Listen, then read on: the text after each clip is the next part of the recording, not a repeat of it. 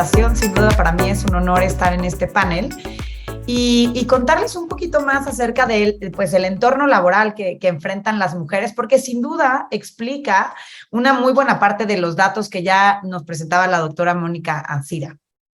Y pues hablemos primero de que en México, aunque cada vez vemos a más mujeres en el mercado laboral, en realidad en México todavía no hay condiciones equitativas en el mercado laboral, es decir, que existan realmente las facilidades para que las mujeres entren, permanezcan y crezcan en el mercado laboral.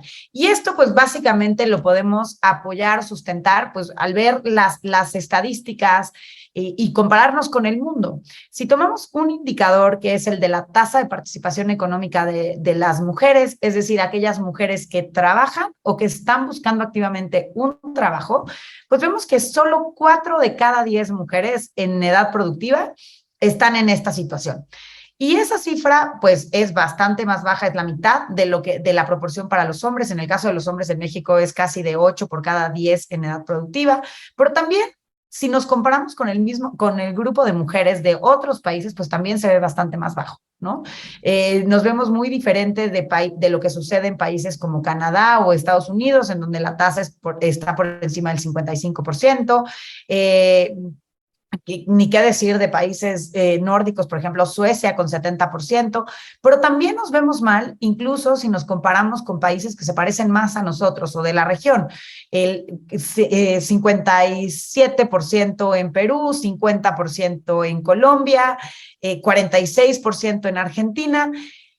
Es decir, algo está pasando en México que a pesar de que hay un montón de movimientos y llevamos mucho tiempo en esta lucha por digamos, buscando la igualdad dentro del mercado laboral entre sexos, pues no hemos logrado dar un brinco tan grande. Y en ese sentido, pues la pregunta es ¿por qué? ¿No? ¿Qué es lo que está pasando? ¿Y cuáles son los desafíos que están pues limitando esta participación económica de las mujeres o incluso, déjeme decir, influyendo en las decisiones que están tomando las mujeres en torno al mercado laboral? Y la primera, sin duda, y esto creo que es hacia donde apuntan la mayoría de los estudios, es que pues en México las mujeres trabajamos mucho más que los hombres, pero en realidad lo hacemos porque dedicamos mucho más tiempo, 2.7 veces el tiempo que dedican los hombres a tareas no remuneradas. Cuidados en la casa, el cuidado de los hijos y tareas, digamos, muy básicas que sin duda permiten que la economía siga fluyendo, pero que a su vez limitan la disponibilidad de tiempo que tienen las mujeres para ofertar en el mercado laboral. Y recuerden que yo, pues al ser economista, esto lo veo desde ese ángulo y no hay un recurso más escaso que el tiempo. Ahora, aunque por estas tareas no se paga, digamos, las mujeres no tenemos un sueldo por toda esta chamba que hacemos, digamos, al interior del hogar, sí tiene un valor económico. Y el INEGI lo evalúa cada año y pues básicamente digo, se ven las mismas, digamos, diferencias que se ven de las horas que aportan los hombres a estas tareas, pues también se ve, digamos, reflejada en el valor económico que implican esas tareas.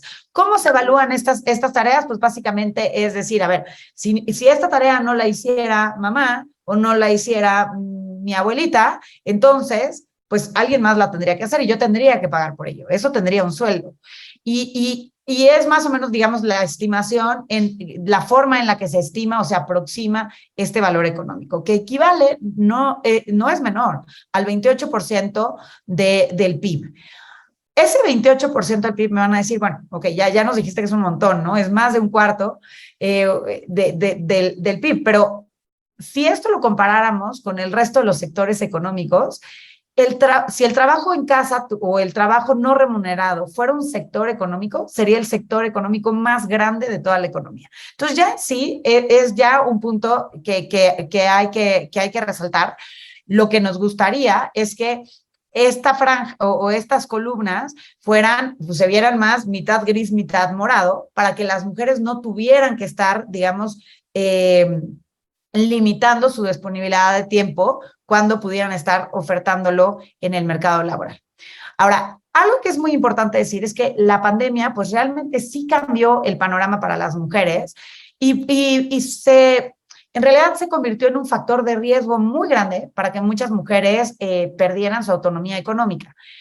En México se hablaba de que la pandemia podría haber representado un retroceso de 15 años en la igualdad alcanzada en el mercado laboral. Se fijan, no ha cambiado mucho. En realidad esta proporción, ¿te acuerdan que les decía que 4 de cada 10 mujeres que están en edad productiva son parte del mercado laboral o tienen un trabajo o están buscando activamente un trabajo? Si se fijan, en 2005 esa cifra era de 41%, ha ido creciendo de una manera muy sutil hasta 2019, que alcanzó el 45%, y después pega la pandemia y ¡boom! Este indicador se desploma hasta 41%. La pregunta en ese entonces era, pues, ¿cuánto nos va a durar este golpe, no? Que incluso en inglés, quienes hayan leído acerca de este tema, hay un término que a mí me encanta, porque creo que resume perfectamente bien la situación, en donde se mencionaba que la pandemia en realidad fue, pues, un she session, ¿no? Que es la mezcla entre la palabra she o el pronombre de ella y session o recession, que sería, pues, la recesión, ¿no? Y esto, no me detengo demasiado aquí, pero esto llama mucho la atención porque normalmente las crisis económicas tienden a ser un motor de crecimiento o impulsan a más mujeres al mercado laboral. Y esto tiene que ver por la manera en la que funcionan tradicionalmente las crisis económicas, en donde se frenan primero el sector construcción, el sector manufacturas, que es en donde están principalmente concentrados los hombres. Sin embargo, recuerden que la pandemia, pues en realidad nos puso un freno de mano en donde todas las actividades no esenciales, pensemos en restaurantes, en hoteles, en comercios, tuvieron que detener sus actividades por el riesgo de contagio. Y esto a quienes les pegó mucho más duro fue a las mujeres por los sectores en donde trabajaban y también por este incremento en las horas de trabajo no remunerado, porque al estar más tiempo en casa, además las mamás adoptamos un nuevo rol, que era pues ser maestras y al menos guiar el proceso de escuela a distancia, que sin duda cambió la dinámica. Hoy, digamos, al primer trimestre de 2022, sabemos que ese golpe no, digamos, este escenario tan drástico de vamos a retroceder 15 años en la igualdad del mercado laboral no se concretó. Hemos visto que las mujeres han regresado al mercado laboral. El problema es que sí nos quedamos con secuelas. Y mucho ha tenido que ver con el tipo de empleos a los que regresan las mujeres y también con un grupo que se llama la población no económicamente activa disponible, que en realidad, digamos, le podemos poner una etiqueta más coloquial que se llame desempleo disfrazado, que son aquellas mujeres que no están buscando activamente un trabajo, pero que quieren regresar a trabajar. Y no lo hacen, tal vez no lo van a hacer en el corto plazo, porque no perciben que haya condiciones para ello. Esto puede ser porque no perciben que haya habido una recuperación en su sector o porque, ante la incertidumbre, digamos, que nos ha dejado la pandemia, pues ha sido difícil retomar estas actividades económicas. Ahora, uno de los indicadores que hemos visto que ha brincado mucho, ¿se acuerdan que les dije que las decisiones de las mujeres sí han cambiado a raíz de la pandemia? Pues se ha visto en este nivel, el brinco, digamos, de las mujeres que ganan hasta un salario mínimo, llegó a 42%. Mucho en esto tiene que ver, no es que las mujeres estén ganando menos, de hecho, si vemos los salarios, quitando el efecto de la inflación, pues prácticamente no han cambiado para las mujeres y una situación similar pasa para los hombres, pero lo que sí está cambiando y que probablemente han leído en periódicos es que está aumentando el salario mínimo. Y en ese sentido, pues no es que las mujeres, o sea, aquellas mujeres que antes no ganaban el salario mínimo, pero que ganaban un poquito más, si alcanzaba a ser cubierto, digamos, por esta nueva política con el mayor salario mínimo, pues realmente se quedaron en el mismo nivel. Y lo que sí vemos es una gran concentración, pues prácticamente 7 de cada 10 trabajadoras ganan hasta 2 salarios mínimos, que en realidad pues es un nivel de ingreso bastante bajo. Ahora, Una cosa que es importante decir es pues la informalidad, que en realidad es una opción de ganar flexibilidad en el empleo remunerado, pero tiene un costo muy grande, que es el no tener protección social, es decir, no se aporta o no se ahorra en una cuenta para el retiro, no existe la posibilidad de tener o de acceder a una licencia de maternidad, no necesariamente se cumplen el resto de las prestaciones como vacaciones pagadas o el hecho de poder tener algunos días de ausencia por enfermedad o por diferentes cuestiones. Y además, también la informalidad tiende a estar asociada con menores ingresos. Algo que vemos, y esto pues realmente es que regresamos a los niveles prepandemia, es que en las mujeres la tasa de informalidad es mayor que para los hombres.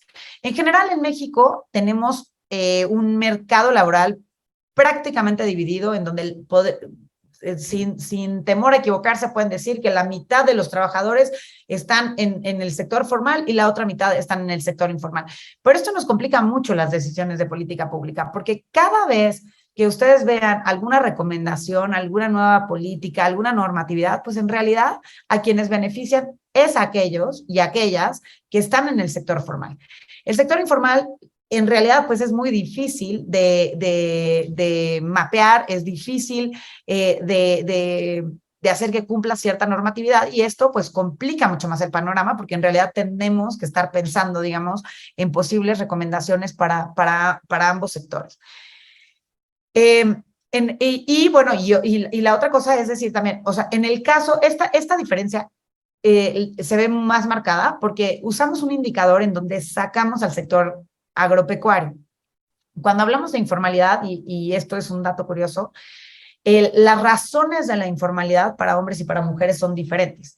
En el caso de los hombres, la mayoría de los hombres informales se concentran en el sector agropecuario y eso, digamos, sube el nivel de la tasa de informalidad para ellos.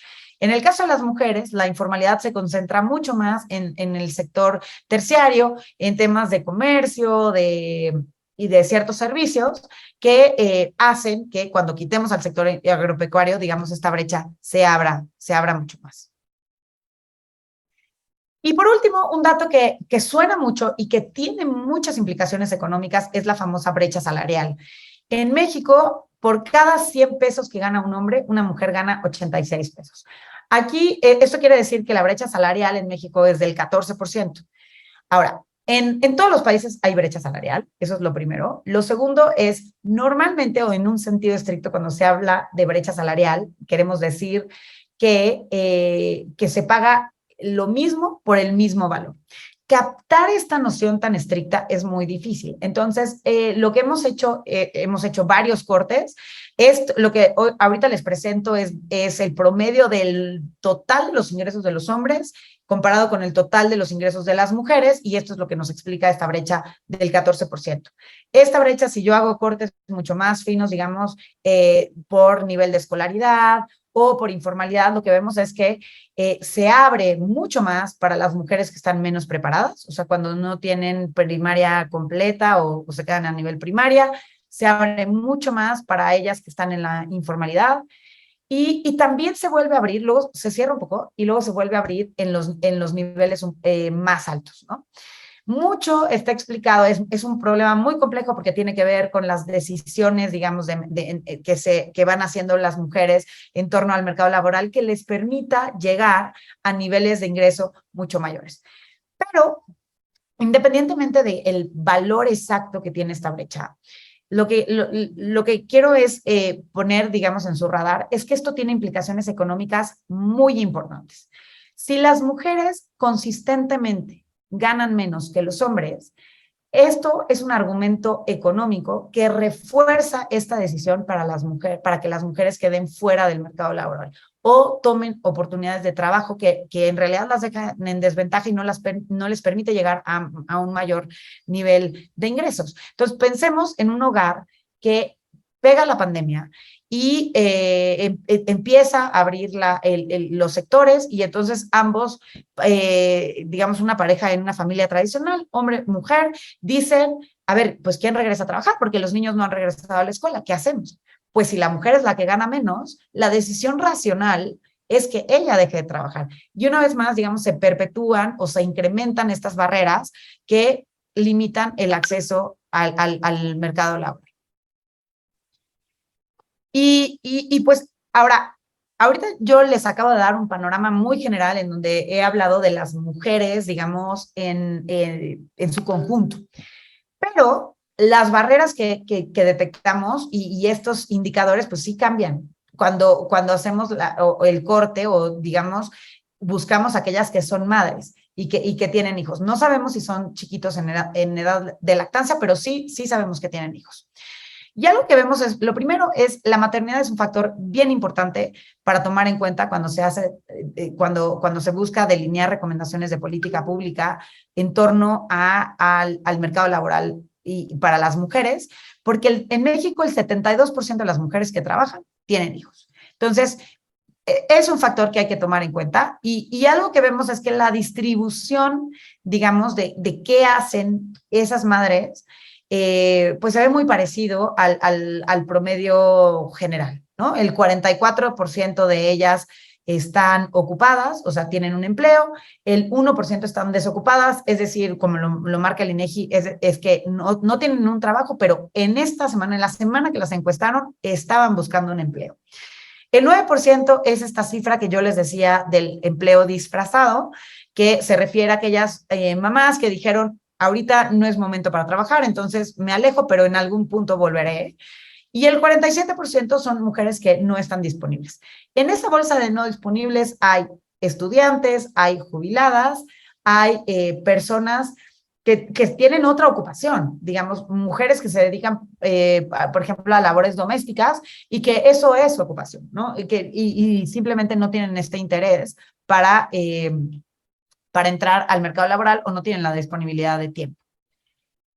Ahora, algo que vemos es para aquellas mujeres, madres, que están en el mercado laboral, se refuerza esta idea de que buscan empleos que les den flexibilidad, que les permita compaginar o integrar mejor su vida laboral con su vida personal. Esto lo vemos en una mayor tasa de informalidad, el 58% para las mujeres, las que tienen hijos, versus el 50% de las mujeres empleadas en la informalidad que no tienen hijos.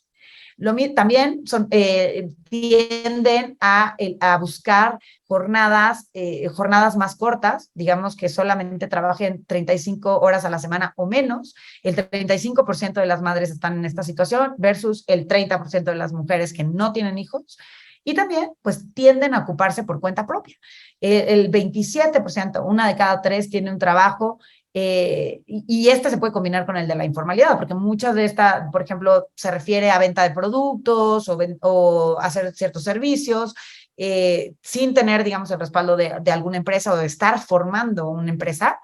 Y esta cifra, pues, contrasta con el 13% para las mujeres ocupadas sin hijos. Esta lámina, en realidad, además de compartirles cómo se ve el panorama para las mujeres que tienen hijos, también nos dice mucho acerca de la incapacidad del sector formal para ofrecer condiciones flexibles que realmente permitan que las madres puedan desempeñarse en el mercado laboral sin tener que sacrificar áreas que son fundamentales en su vida personal, ¿no?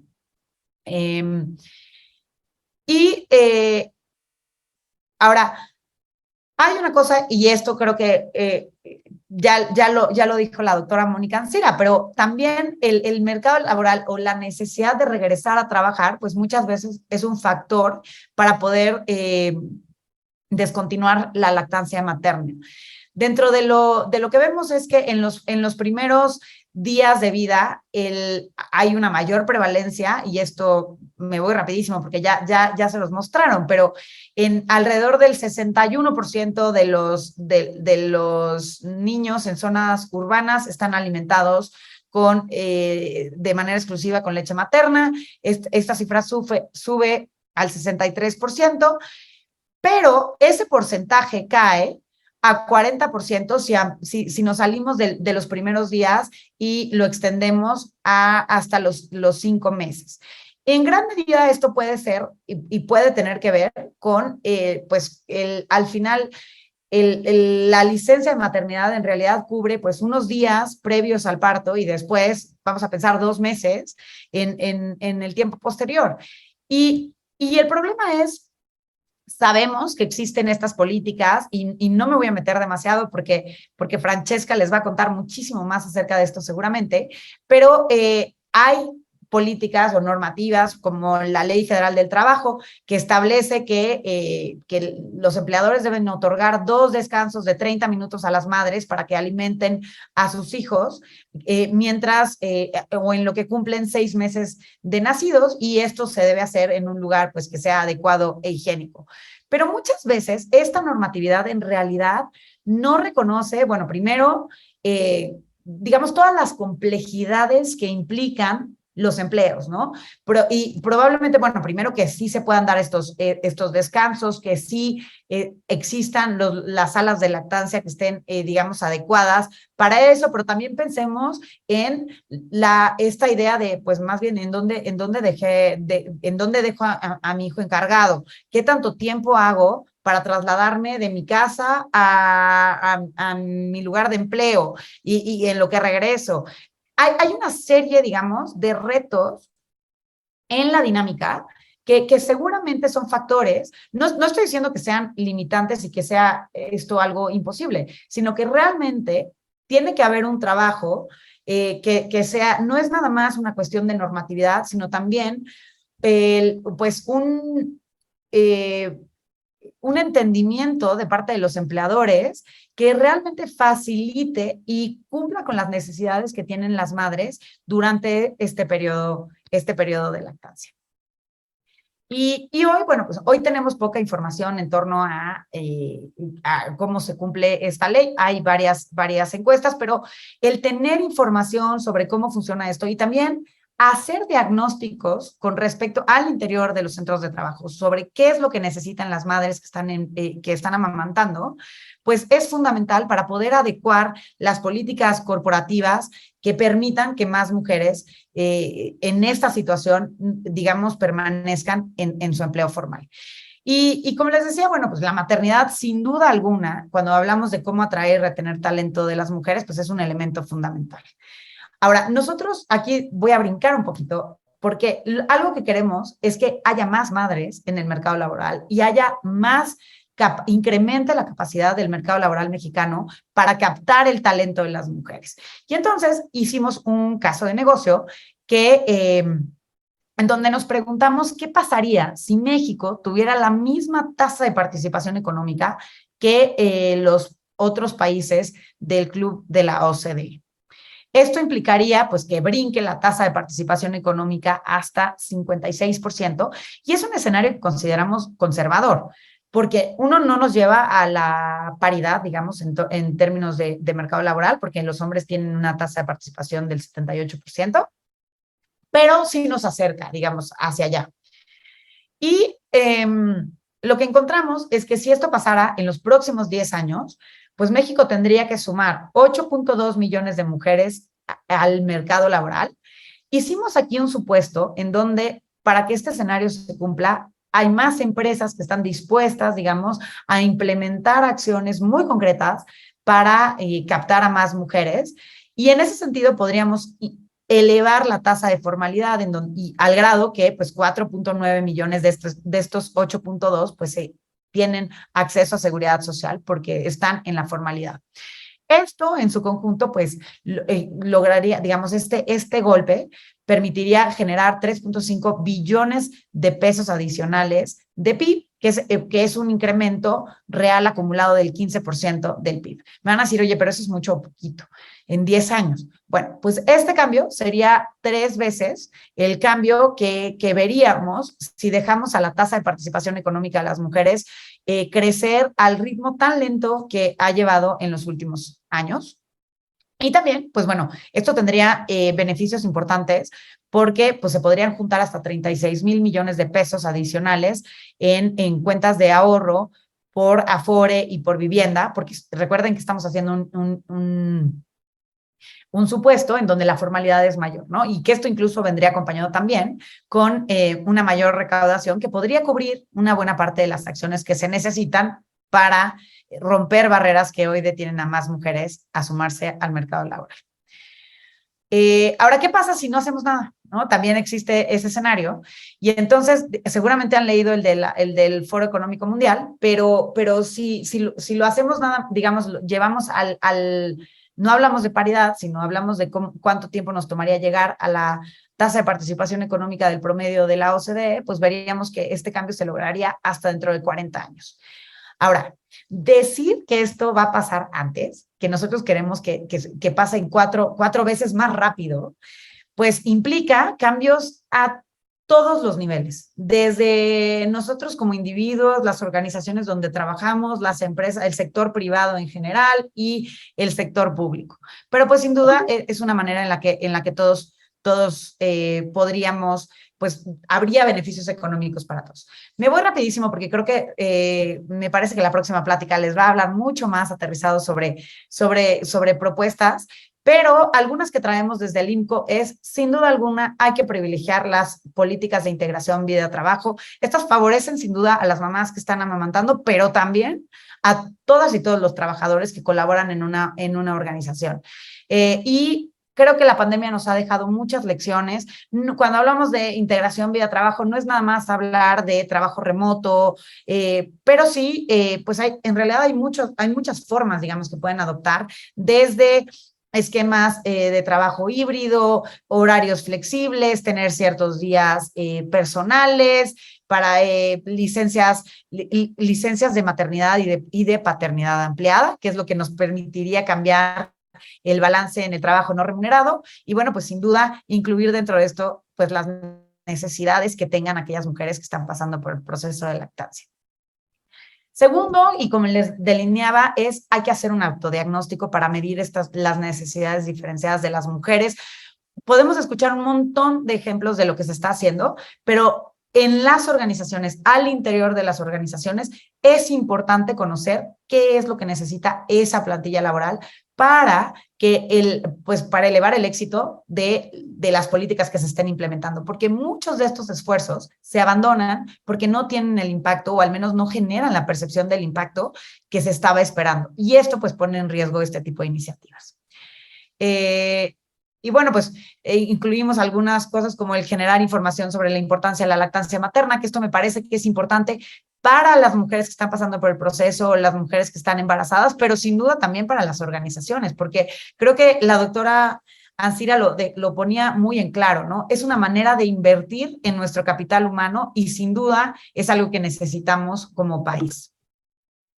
Y por último, bueno, pues mejorar, digamos, esta implementación de las salas de lactancia y todas las políticas que acompañen esta implementación.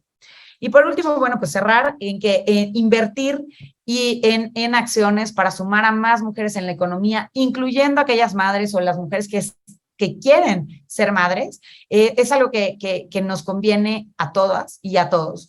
Esto porque pues, nos permite lograr que más mujeres tengan autonomía económica, nos permite incrementar los ingresos y el ahorro al interior de los hogares, y a las empresas también les da es una manera en la que se puede lograr mayor innovación y mayor rentabilidad, y todo en su conjunto pues nos lleva a lograr un mayor crecimiento económico. Sin embargo, si queremos concretar estos beneficios, pues necesitamos a todos los niveles invertir en acciones mucho más concretas. Muchas gracias.